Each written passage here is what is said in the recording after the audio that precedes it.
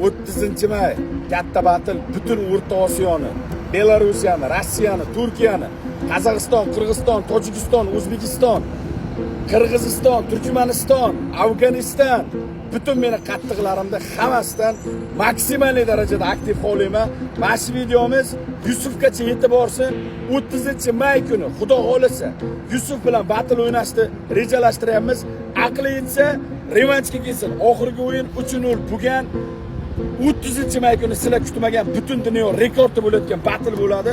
Videoni keyinroq tarqatib, video montaj qilayotgan editor bratishkalar, akalar, ukalar, opalar, singillar afishalar ilinsin. Yusufgacha videolarimiz yetib borsin. Mana shu videomizdan vizit qabul qilsa, kommentariya belgilanglar. Pokistonlik Yusuf, assalomu alaykum. Oxirgi o'yin 3-0 bo'lgan. 30-may kuni aqling yetsa gapimni translate qilib olsin. Men o'zbekcha gapiraman, inglizcha, boshqacha, arabcha tushunmayman. 30-may kuni 5 ta she'r.